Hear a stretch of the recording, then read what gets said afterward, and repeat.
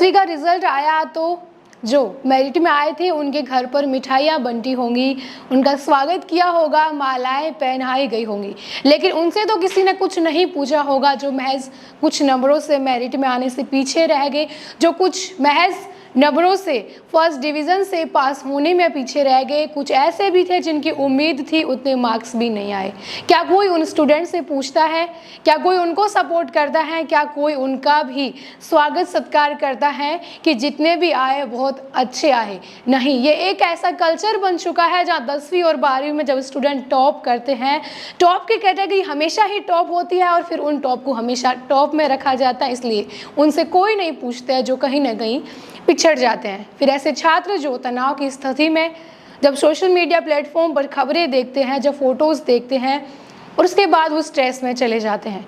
17 और 16 साल की उम्र के स्टूडेंट जब ये सोच करके सुसाइड करे कि वो नंबर से पीछे रह गए हैं, तो एक चिंताजनक विषय ये है कि क्या वहीं पर उनकी ज़िंदगी पास और फेल के इस दरमियान खड़ी है? क्या ये तय कर पा रही है कि वो ज़िंदगी में आगे कभी कुछ नहीं कर पाएंगे?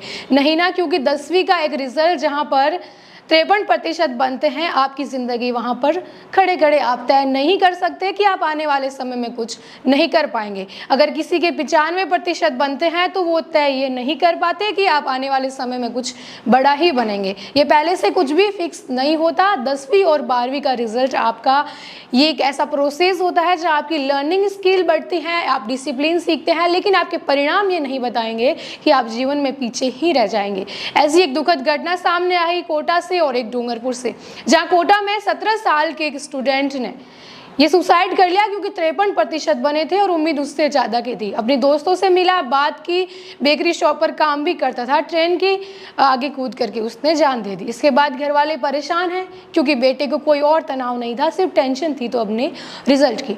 ऐसी एक और घटना सामने आई डूंगरपुर से, जहाँ पर 16 साल की छात्रा सुहानी, जिसके मार्क्स तो अच्छे आए लेकिन उम्मीद थी उतने मार्क्स आए नहीं, सुहानी डिप्रेशन में चली गई।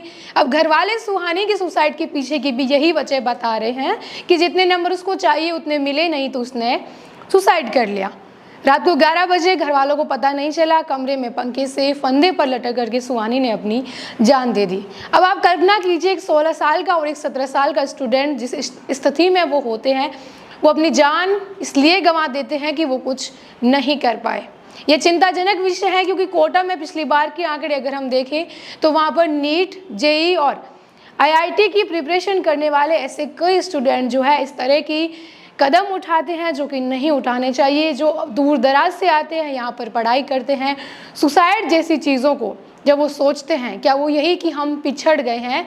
लेकिन ये एक राह है जहाँ 10वीं में अगर आप फर्स्ट डिवीज़न से पास नहीं हुए हैं तो आप नहीं पिछड़े हैं, ये सोचने वाली बात है। लेकिन ये चिंताजनक विषय ये है कि आप कुछ यहाँ पर ऐसा होना चाहिए कि वो स्टूडेंट जो पीछे रह जाए, सबसे पहले उनके लिए एक वो कैंपेन हो जिसमें वो ये सोचे कि नहीं, वो पीछे नहीं रहे हैं। क्योंकि इस तरह के आंकड़े अगर देखे जाएंगे तो ये बहुत ज़्यादा आगे चिंता वाला विषय बन सकता है भविष्य में, क्योंकि ये प्रतिस्पर्धा है, एक होड़ है एक दूसरे से आगे निकलने की, और आप 9वीं, 10वीं, 11वीं, 12वीं में ये तय नहीं कर सकते कि आप कितना आगे वहाँ से जा पाएंगे। वीडियो अच्छी लगी तो शेयर ज़रूर करें। शुक्रिया।